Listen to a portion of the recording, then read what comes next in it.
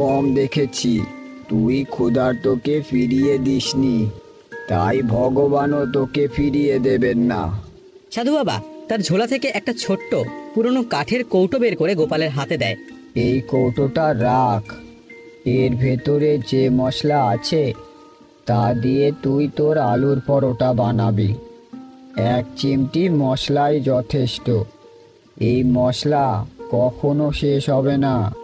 এই মশলার স্বাদে মানুষ পাগল হয়ে যাবে, কিন্তু মনে রাখিস এর শক্তি শুধু সৎ পথে ব্যবহার করবি। লোভ করলে এর গুণ নষ্ট হয়ে যাবে। গোপাল কিছু বলার আগেই সাধু বাবা হঠাৎ হাওয়ায় মিলিয়ে যায়। গোপাল অবাক হয়ে সে আশ্চর্য কৌটোর দিকে তাকিয়ে রইল।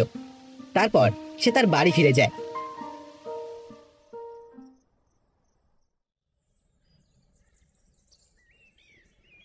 পরের দিন সকালে গোপাল বাজারে এসে সাধু বাবার বলা কথাগুলো বিশ্বাস করতে পারছিল না, কিন্তু সে ঠিক করে একবার চেষ্টা করে দেখবে। সে পরোটার পুরে এক চিমটি সেই জাদুই মশলা মিশিয়ে দিল। সঙ্গে সঙ্গে এক আশ্চর্য সুগন্ধ সারা বাজারে মম করতে লাগলো। গ্রামবাসীরা সেই গন্ধ পেয়ে গোপালের দোকানের দিকে ছুটে আসতে লাগলো। আহ, কি অসাধারণ গন্ধ গোপাল! তোমার পরোটার গন্ধ তো আজ স্বর্গীয় লাগছে গো। আমাকেও দুটো দাও তো, আর দেরি সইছে না। যে একবার সেই পরোটা খেলো সে তার স্বাদ আর ভুলতে পারল না। দেখতে দেখতে গোপালের দোকানের সামনে লম্বা লাইন পড়ে গেল। এইসব দেখে ভোলা হিংসায় জ্বলতে লাগলো। হঠাৎ ওর পরোটা এমন কি হলো যে গ্রামের সবাই ওর পরোটার উপরে হুমড়ি খেয়ে পড়ছে? নিশ্চয়ই ওই ব্যাটা কোনো জাদু করেছে। সেদিন সব পরোটা নিমেষেই বিক্রি হয়ে গেল, কিন্তু সবচেয়ে আশ্চর্যের বিষয় হলো যখনই তার আলুর পুর বা আটা শেষ হয়ে আসছিল, পাত্রগুলো আবার ম্যাজিক্যালি ভরে যাচ্ছিল। সেই দিন গোপাল অনেক টাকা রোজগার করলো। গোপাল এক থলি টাকা নিয়ে বাড়ি ফিরল। লক্ষ্মী আর রাম তো অবাক হয়ে গেছে। হে, এত টাকা কিভাবে হলো? গোপাল হাসি মুখে সাধু বাবার দেওয়া কৌটোটার সব ঘটনা খুলে বলে। লক্ষ্মীর চোখে জল চলে এলো। ভগবান সত্যিই আমাদের দিকে মুখ তুলে চেয়েছেন, কিন্তু তুমি সাবধানে থেকো। হ্যাঁ, ভোলার নজর ভালো নয়। তুমি চিন্তা করো না, আমি এই টাকা দিয়ে রামের পড়ার সব ব্যবস্থা করব, আর গ্রামের গরিবদের জন্য একটা ভান্ডারা খুলব।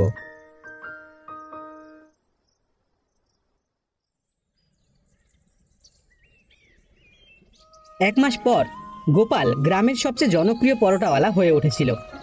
সে একটা বড় দোকান নিল, কিন্তু তার স্বভাব বদলায়নি। সে রোজ একটা নির্দিষ্ট সময় গরিবদের বিনামূল্যে খাওয়াতো। ভোলার ব্যবসা পুরোপুরি বন্ধ হয়ে গেল। তার মনে হিংসা আর লোভ চরম পর্যায়ে পৌঁছালো।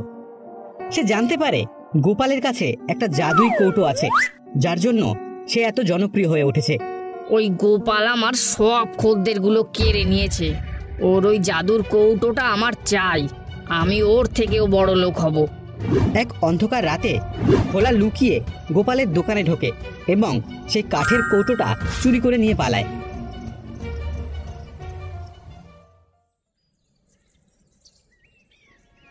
ভোলা মহা আনন্দে তার দোকানের পরোটা বানানোর আয়োজন করে।